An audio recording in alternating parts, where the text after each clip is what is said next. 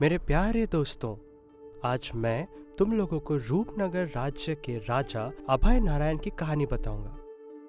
अभय नारायण एक मनमौजी और अहंकारी राजा था। राजा को वो लोग पसंद आते थे जो राजा के हाँ में हाँ मिला करते थे। राजा कभी भी अपना विरोध नहीं सुनना पसंद करते थे। राजा की 2 रानियां थीं। हालांकि बड़ी रानी हमेशा राजा की बात में सहमत होती थी, लेकिन छोटी रानी एकमात्र ऐसी थी जो राजा की विरोध करती थी। एक दिन, प्रणाम महाराज। मैं ये राज्य का एक किसान हूँ। बहुत कोशिश करके आज आपके साथ मुझे मिलने का मौका मिला। क्यों आए हो मुझसे मिलने? महाराज, मैं राजकोष में वो किराया जमा नहीं कर पाया जो मुझे चुकाना था। क्यों? किस लिए जमा नहीं कर पाए? इस बार तो खेती भी अच्छी हुई है। दरअसल महाराज, मेरे माता पिता दोनों ही बहुत समय से बीमार थे। सारा पैसा उनके सेवाओं में खर्च हो गया, इसीलिए मैं किराया नहीं दे सका महाराज। लेकिन प्रहरी घर में आए और कहा कि अगर मैंने 1 हफ्ते के अंदर सारा किराया नहीं चुकाया, वो मेरे घर में आग लगा देंगे महाराज। कृपया आप इन्हें रोके, दया कीजिए महाराज। तुमने ये बात नहीं सुनी है कि किराया बाकी रखना अच्छी बात नहीं है? मेरे बातों में जब बादल इस राज्य में अच्छी खासी बारिश दिए हैं, तो तुम मुझे किराया क्यों नहीं दोगे? राज विरोधी की कोई माफी नहीं होती है। मंत्री, अगर अगले 2 दिनों के अंदर इन्होंने पूरा किराया नहीं दिया तो इनकी सारी जमीन, घर, सब कुछ दखल कर लिया जाएगा। महाराज, ऐसा मत कीजिए। महाराज, मुझ पर दया कीजिए। मैं 2-3 दिन के अंदर पूरा किराया भर दूंगा। प्रहरी, इसको ले जाओ अभी। बोलो, मैंने कैसा फैसला लिया? आपके फैसलों का कोई तुलना ही नहीं है महाराज। आप बिल्कुल सही फैसला लिए। मैं हूं महाराज अभय नारायण। मैं कोई गलती नहीं कर सकता।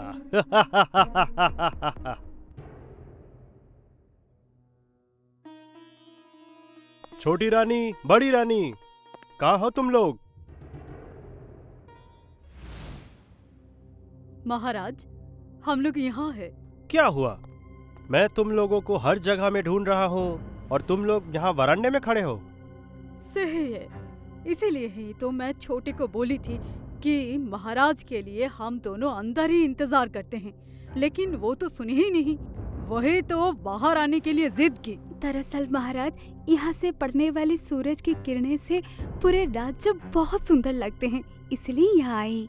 सुंदर? सुंदर तो होना ही है। महाराज अभय नारायण के राज्य को तो सुंदर होना ही है ना रानी? सब भगवान की कृपा है। उनकी कृपा से ही तो हम लोग इतने अच्छे से रहे हैं। तुम कैसी बात कर रही हो छोटी रानी? ईश्वर की कृपा कहाँ से आ रही है? ये सब मेरी कृपा है। सही बोले हैं महाराज, आप बिल्कुल सही कहें। छोटी, तू ये सब क्या बोले जा रहे हो? ये सब बोलकर तू महाराज को अपमान कर रही हो। तुम गलत बोल रही हो दीदी। मैं महाराज को अपमान करने नहीं चाहती हूँ। मुझे जो सही लगे वो ही कही। किस सही गलत की बात कर रही हो रानी? इस राज्य में जो भी होता है मेरे कृपा से होता है, ईश्वर की कृपा से नहीं। ईश्वर की कृपा को भूलकर आप बहुत बड़ी गलती कर रहे हैं महाराज। रानी, तुम में तो बहुत साहस है। तुम मुझे गलत बता रही हो। छोटी, क्या कह रही है तू? तुझे पता नहीं कि महाराज कभी गलत नहीं हो सकते? अगर मंत्री या संसद में से किसी ने ऐसी बेशर्म शब्द कही होती तो उन्हें मैं मौत की सजा देता। महाराज, वो तो ये सब बताने नहीं आएंगे, क्योंकि वो आपके विरोध करने से डरते हैं। उनकी पीठ पर रीढ़ नहीं है। हाँ से हाँ मिलाकर आपको संतुष्ट करना चाहते हैं। छोटी रानी, तुम जो कर रही हो वो राज विरोधी है, और राज विरोधी की कोई माफी नहीं है। आज से अगले 3 दिन तक तुम महल के बाहर अतिथि स्थाला में रहोगी। ये तुम्हारी सजा है। सही बोले हैं महाराज, आप बिल्कुल सही बोले हैं।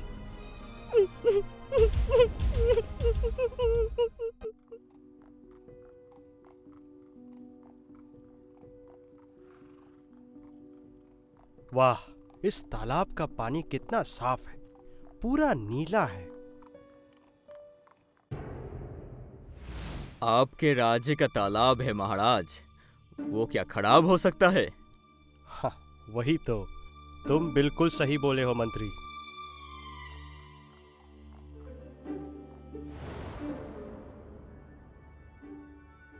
वाह, चारों ओर कितनी सुंदर हरियाली है, यानी खेती बहुत अच्छी हुई है। सब कुछ आपकी कृपा से है महाराज। आपके कहने से ही तो बादल बारिश करवाती है, इसलिए तो हरियाली है। बादल तो मेरी बात सुनकर ही चलते हैं। यही कारण है कि मेरे राज्य की फसलें वर्षाओं के अभाव में कभी नष्ट नहीं होती और भारी वर्षा में भी कभी बाढ़ नहीं आती। आपके जैसा महाराज जिस राज्य में हो, उसकी क्या चिंता। तुम बिल्कुल सही बोले हो मंत्री। बस यही बात मेरी छोटी रानी नहीं मानती है। वो मेरा मजाक उड़ाती है और कहती है कि मेरे राज्य में सब कुछ भगवान के ऊपर है। ये बिल्कुल गलत है महाराज।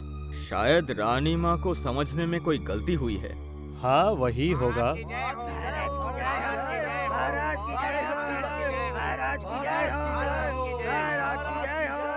देख लिया महाराज, देखिए जनता कैसे जय जयकार कर रही है। मेरे शासन काल में ही तो वो इतने सुखी और समृद्ध हुए हैं। मेरे जय जयकार नहीं करेंगे तो और किसका करेंगे? वो सिर्फ आपके नाम का जाप करके अपना आभार व्यक्त कर रहे हैं महाराज। वाह वाह वाह, क्या तुमने देखा कितना सुंदर आम का पेड़ है? कितने आम हैं, देखकर मेरा दिल खुश हो गया। हाँ महाराज, आपके राज्य का पेड़ है, सुंदर तो होना ही पड़ेगा, है ना? इश, ची ची ची ची ची, इतनी गंदगी, ची ची ची।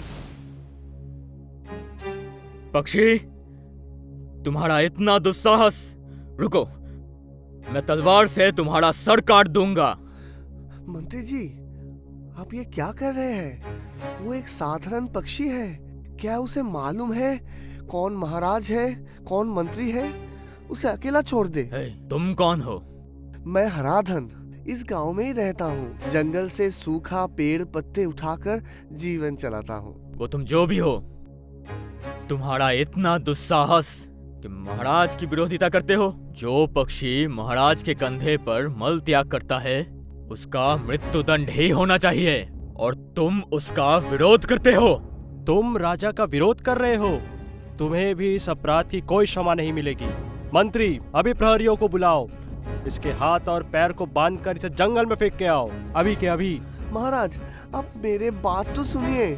बस इतना सा बात के लिए आप मुझे इतना बड़ा सजा क्यों दे रहे हैं? इतनी सी बात? महाराज का विरोध करना कोई इतनी सी बात हुई? अब तुम्हें पता चलेगा, समझे? मंत्री, मेरे आदेश का पालन करो, जल्दी। जी महाराज, जरूर।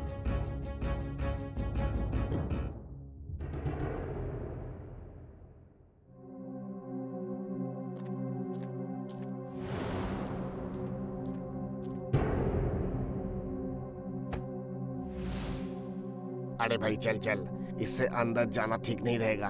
हमारी जिंदगी का तो सवाल है ना। ये काम करते हैं, इसे यहाँ पर रख के चला जाता है। सही बोले, इसके लिए बहुत दुख हो रहा है।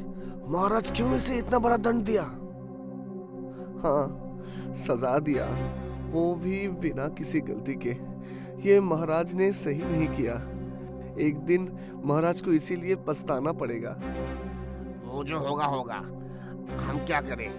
तुम यहाँ पर ही रहो, हम लोग जाते हैं। भगवान तुम्हारा रक्षा करे।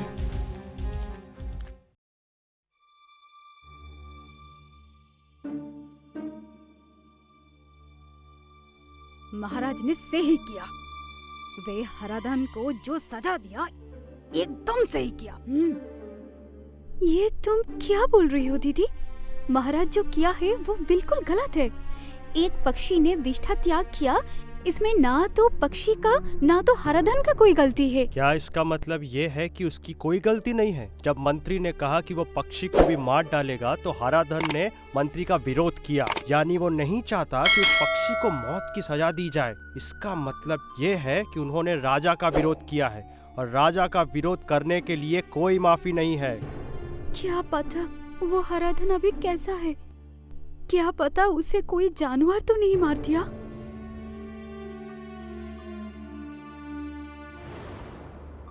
आज रवि रंजन को लूट के बहुत मजा आया।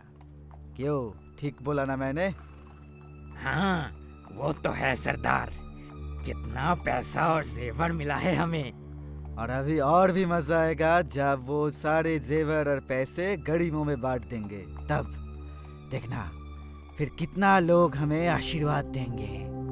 बचाओ बचाओ, कौन है? मुझे बचाओ। मुझे यहाँ पर हाथ और पैर बांधकर फेंक दिया गया। बचाओ मुझे। किसका आवाज़ है? कोई है? इतने घने जंगल में इतने रात हो गए, ऐसा कौन चिल्ला रहा है? मुझे भी तो समझ नहीं आ रहा सरदार। थोड़ा आगे जाके देखना पड़ेगा। चल चल, अब भी चल।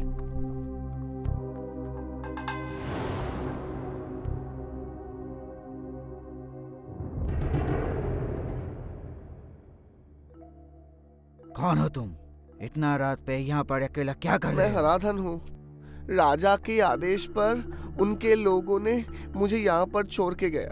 ओह, पर ऐसा सजा तुम्हें क्यों दिया महाराज ने?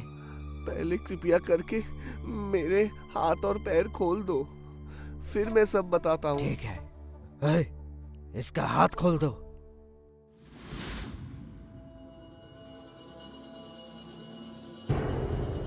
वो तो एक छोटा सा बात था। मुझे तो लगा ही नहीं कि इसी के लिए महाराज मुझे इतना बड़ा सजा देंगे। अरे क्या हुआ था वो तो बोलो।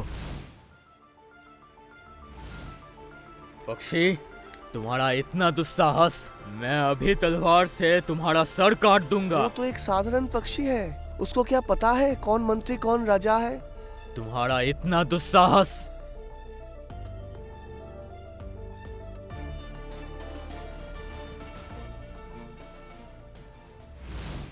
ये क्या बोल रहे हो? महाराज का दिमाग खराब हो गया क्या? महाराज इतने ही अहंकारी है। वो ये बर्दाश्त नहीं कर सकते कि कोई उनका विरोध करे, इसीलिए आज मुझे ये दंड ठीक दिया है, अभी गया। तो मुक्त हो। अगर तुम चाहो तो गांव में लौट जा सकते हो। नहीं, मैं गांव लौटना नहीं चाहता हूँ। मेरे परिवार में और कोई नहीं है, मैं अकेला हूँ और मैं वहाँ लौट जाऊँ तो कभी ना कभी तो महाराज के प्रहरी मुझे पकड़ लेंगे, दूसरा कोई नया सजा देंगे। भैया, क्या आपके साथ मैं चल सकता हूँ? तुम तो हमें पहचानते ही नहीं हो। हम लोग जंगल का लुटेरा है। तुम रहोगे हमारे साथ? क्यों नहीं रहूँगा, जरूर रहूँगा। तुम लोग मेरे जान बचाई, मैं सदा आपका आभारी हूँ। पर भैया, हम लूट नहीं कर सकते हैं। मैं बहुत मासूम किस्म का आदमी हूँ। वह तो ठीक है, लूट नहीं करोगे पर हमारे साथ ही रहोगे। धन्यवाद भैया, बहुत बहुत धन्यवाद।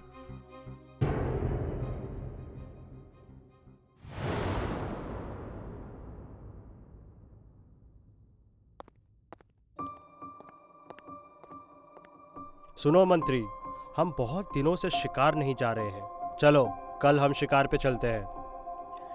ठीक है महाराज, मैं सेनापति को सूचित करता हूँ। घोड़े और हाथी सब तैयार करने के लिए। मुझे इसकी ज़रूरत नहीं है, मैं थोड़ा शांत तरीके से जाना चाहता हूँ। जब जानवर बहुत सारे लोगों को देखते हैं तो जंगल में छुप जाते हैं। कल हम और तुम अकेले ही शिकार पे चलेंगे। पर महाराज, जंगल तो बहुत घना है, बस हम दोनों अगर जाए तो मतलब। क्या तुम मुझे ना बोल रहे हो मंत्री? नहीं नहीं महाराज, महाराज का विरोधिता मैं कभी नहीं कर सकता। ठीक है महाराज, आप जब बोल रहे हैं तो हम दोनों ही जाएंगे शिकार पे।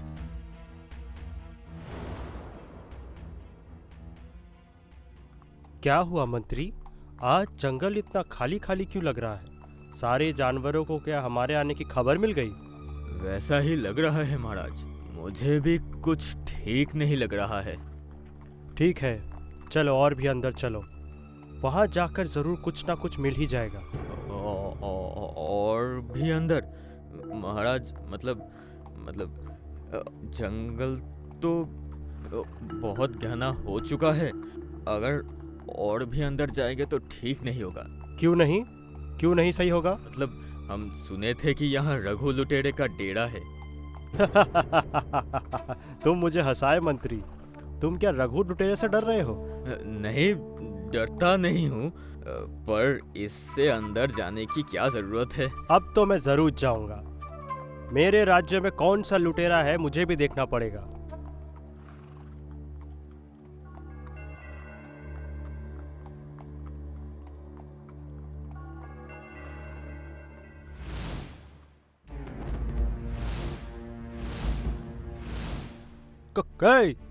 कौन हो तुम लोग?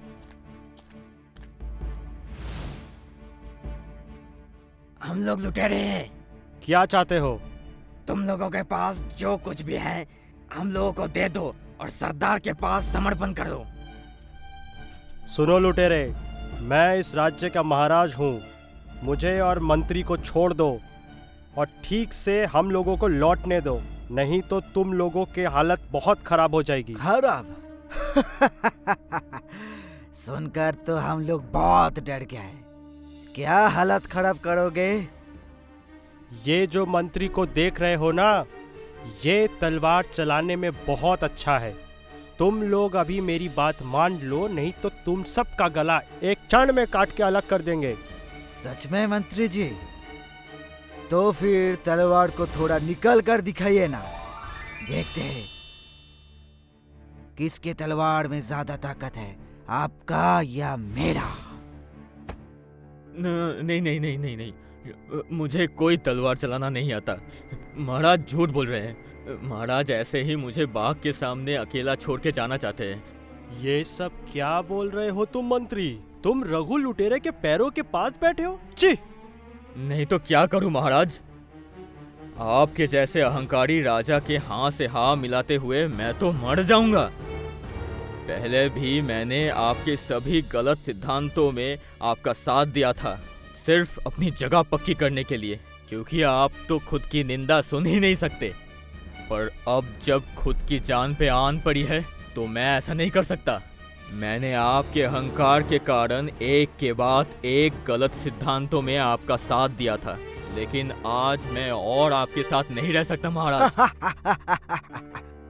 देखे हो महाराज, आपका मंत्री का हालात। ऐसा इंसान राज्य का महामंत्री है।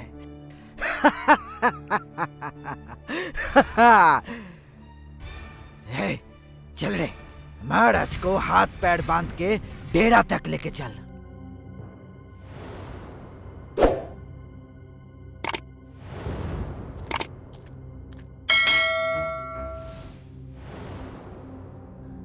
भैया, ये तुम किसको ले आए? आपको पता है ये कौन है? ये राजा है। हाँ, वही सुनने के बाद इसे डेरा तक लेके आया। अभी तुम्हारा बदला लेने का बारी है। ये क्या बात कर रहे हो? ये तो ये नहीं हो सकता। वो महाराज है। मुझे तो भाई मानते हो ना, तो मेरे बात मानोगे? इसको छोड़ दीजिए। अच्छा ठीक है, पर सुनो राजा, आज सिर्फ इसका कहने से ही तुम्हें छोड़ रहा हूँ, और तुम इसको वैसा ही सजा दिया था। चे चे चे चे चे चे चे चे। मुझे अपने गलती का एहसास हुआ है हराधन। मैं सचमुच शर्मिंदा हूँ। क्या सही था और क्या गलत, ये भूल जाना मेरे लिए गर्व का विषय था। जब आप या छोटी रानी जैसे ईमानदार सच्चे व्यक्ति ने मेरी आंखों की पट्टी हटाने की कोशिश की, तो मैंने इसके बदले उन्हें दंडित किया। लेकिन मैं अपनी गलती सुधार लूँगा। मैं आप जैसे समझदार स्पष्टवादी व्यक्ति को अपने राज्य का मंत्री बनाना चाहता हूँ। हराधन, मुझे ना मत कहो, कृपया करके मुझे ना मत कहो। आपको अपनी गलती का एहसास हो गया है। मंत्री जी बेनकाब हो गया है, यही बहुत अच्छा है। मैं बहुत खुश हूँ। इसके बाद राजा ने हराधन जैसे बुद्धिमान व्यक्ति को राज्य का नया मंत्री नियुक्त किया। मंत्री को आजीवन कारावास की सजा सुनाई और सबसे बड़ी रानी को राजा की निंदा करने के लिए 1 वर्ष की वनवास पर भेज दिया। छोटी रानी के साथ राजा सुखपूर्वक जिंदगी बिताने लगे।